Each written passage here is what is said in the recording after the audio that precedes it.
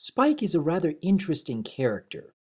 At times, Spike shows himself to be level-headed even when other ponies would be buckling under the pressure. At other times, he shows his age by allowing his instincts to get the better of him. Being a dragon living amongst ponies all his life, Spike has actually adapted quite well.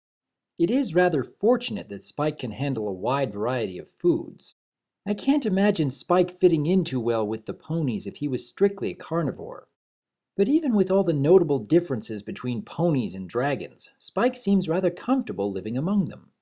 Then again, he has been given excellent treatment since the day of his birth. Having served the personal student of Princess Celestia, he also takes part in all of Twilight's privileges. He never has to worry about where his next meal comes from.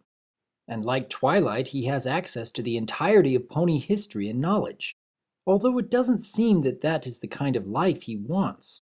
He is quite well learned for his age, but he would rather spend his time caring for Twilight in their home rather than follow in Twilight's example. He is quite content to spend his time doing housekeeping or cooking meals in order to show his appreciation for Twilight. And the relationship between Twilight Sparkle and Spike is very close. They've spent years working together and learning from each other. In many ways, you could say that they share a brother-sister relationship. But in some ways, you could even claim that Twilight is the closest thing to a mother that Spike has ever known. And we gain further knowledge about their relationship when we see that Spike's greatest fear stems from Twilight sending him away. Spike has shown us a fear of zombies, a fear of timber wolves, and even a fear of other dragons. But knowing that the one thing that he fears the most is losing his connection with Twilight tells us a great deal about his character. But Spike also has times where he allows his instincts to get the better of him. In Just for Sidekicks, we see just how far he will go in order to avoid responsibility and get back to making his cake. Getting all of the main six to leave him in charge of their pets was quite the task in and of itself, and it doesn't take long to see that he has offered far more than he can actually handle. But even at this point, he could have simply put his heart into it and give his all. However, he decides the better idea would be to just have the CMC take over his responsibilities instead. And this ends up backfiring as well, as the CMC are more interested in trying to get a cutie mark and don't quite understand how to take care of these pets. Again, Spike has the opportunity to work with the CMC and try to take responsibility. But after Angel makes his escape, Spike is more worried about getting caught shirking his duties rather than taking care of the animals. And he can't even keep the CMC from coming with them to the Crystal Empire. It is only after Spike is out of options and up against the wall that he finally admits to having his priorities in the wrong place. Overall, this kind of situation in a cartoon seems rather commonplace. Watching a character bite off more than they can chew and seeing them learn about being more responsible in the end. But there is something that seems a little different here. Even though Spike is still a baby dragon, he often has moments where he shows himself to be more mature than we expect him to be. Even with other ponies around him losing their sanity, he manages to have some good ideas. In Just for Sidekicks, however, we see Spike as being more instinct-prone and less sensitive to the needs of others. I was a little puzzled at this kind of behavior from Spike, that is, until I remembered the words of Sakura from that same episode. Sakura seems to recognize the situation that Spike has gotten himself into almost instantly. She walks over and speaks of all the bad mojo that Spike seems unaware of, and tells him that she can help him if he'll only hand over one of his gems. Spike reluctantly agrees, and Sakura proceeds to immediately put the gem into a donation box. Spike is naturally upset at Sakura's actions, but then I realized that Spike was actually becoming more interested in taking his responsibilities with each gem that was given away. You could easily argue that Spike was becoming more desperate in keeping the main six from finding him out, but I have to wonder if the gems themselves were causing Spike to become more instinct-prone, and thus act more like the other dragons we've seen in MLP. The few dragons that have played a part on the show are shown to be highly solitary, as we only see one dragon protecting one horde within one cave at a time. And even when Spike discovers a dragon's cave by accident, it doesn't even occur to him that someone or something must have brought all these treasures to the cave. Once he sees the treasure hoard, he begins to gorge himself.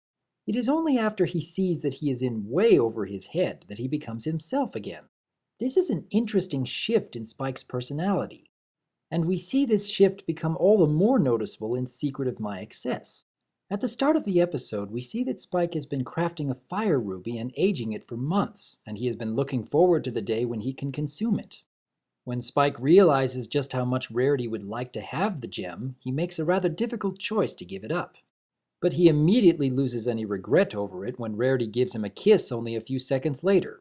Once Spike's birthday comes along, he is overwhelmed by all the gifts his friends are giving him. This is particularly special because in the past, Spike would only get a book from Twilight for his gift. He is very grateful for all the kindness from others, until he realizes that other ponies will start giving him gifts if he just tells them that it is his birthday. Spike rather quickly goes from appreciation to outright greed as he suddenly starts wanting everything in sight. Twilight is able to snap him out of it, but the next morning she sees that Spike has collected a small hoard of treasures from around town. And the two of them are completely surprised when Spike seems to have more than doubled in size overnight. It quickly becomes apparent that there aren't any ponies around town who can explain this sudden change. But once again, Sakura shows some unique knowledge on the subject of dragons. Apparently, dragons can grow at an exceptional rate when they are able to collect treasures, and will continue to grow as they continue to collect more. And we can see that the more Spike is collecting treasures, the more he loses himself in his greed. Spike seems to be little more than base dragon instinct at this point, and is continuing to get worse. It is only when Rarity shows her fire ruby that Spike remembers what he used to be. And remembering his act of charity almost instantaneously reverts him back to his old self. He is able to see all the destruction and mayhem that he has caused. But the relationship between Spike and Rarity has grown closer from the experience. And Spike realizes that he treasures Rarity far more than any trinket. It is interesting to see more of how dragons function in Equestria, and it's intriguing to see just how much Spike seems to differ from others of his kind. For the most part, Spike really didn't have any interest in learning about other dragons. His life in Ponyville suits him rather well. That is, until we come to the events in Dragon Quest. The dragon migration comes only once a generation, and most of the main six are there to see it pass. Spike is rather impressed with the dragons, but a comment from Rainbow Dash causes Spike to start wondering about his heritage. He has no idea what dragons are supposed to be like, and all the books in the library only show just how little ponies know about them. Spike is determined to follow the dragon migration. He wants to see for himself how dragons are supposed to act. And when he arrives, he immediately feels out of place. The adult dragons are far too intimidating to approach, and even the younger dragons are not impressed with what they see. Spike does his utmost to fit in, but it seems that dragons are only interested in a survival of the fittest style of living. It is easy for us to see that the dragons here are constantly trying to one-up each other by being tough. And when Twilight, Rainbow, and Rarity arrive in disguise, they can see that they'll have their work cut out if they want to help Spike. After proving to the other dragons that he can survive a drop into a pit of lava, Spike is finally being accepted as one of their own. And Spike is starting to feel like he has found his place in the world. Until some of the other dragons convince Spike to join them on a hunt for phoenix eggs. And with this, we see just how different Spike is from the rest of the dragons. This is not hunting for food or fighting for territory. This is just a desire to break something out of sheer boredom. And Spike has to make a difficult choice. He realizes that this is just a defenseless egg. And even though he doesn't know where he came from, Spike remembers that he was taken in by ponies and raised as one of their own. This is a very defining moment for Spike, and it provides a very thought-provoking lesson. He realizes that who he is not the same as what he is. He was raised by ponies who taught him to be kind, loyal, and true. And when he had a chance to be with others of his kind, he decided that it was more important to be who he will be and not what he could be. This scene gave me a lot more respect for the little guy. Even though there have been many times when Spike wishes that he could be more respected by others, he knows that he is right where he wants to be. Right where he needs to be. Take a moment and ask yourself, who am I? Who do I want to be? Who do I need to be? There will be many moments in life where our instincts will tell us to take the easy way out, where we will have to choose between doing what we know is right or choosing what others want us to be. There is a prevalent misconception in today's world that we are bound by our heritage or by our birth.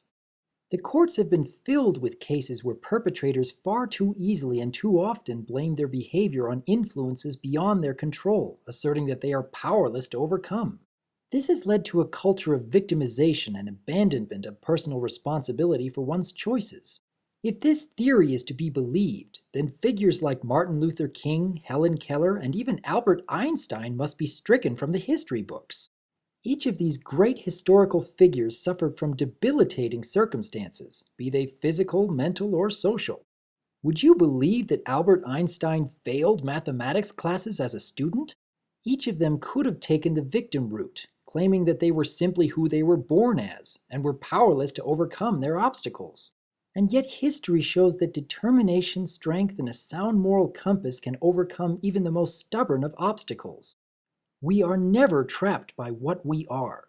Each of us has within us the power to become much more, to stand above the current of society, and make right choices simply because they are right. Spike shows us a great example here. Not only has Spike been a helpful influence for Twilight on her journey, but he has also been able to help others learn to lead better lives as well. I know that Spike is still quite young and has many more lessons to learn. But Spike has shown us that he is on the right track and will continue to help others in his own little way. I am glad to see the good examples that he sets, and I look forward to seeing more of his growth in the future. I am Dr. Wolf, and I look forward to hearing from you.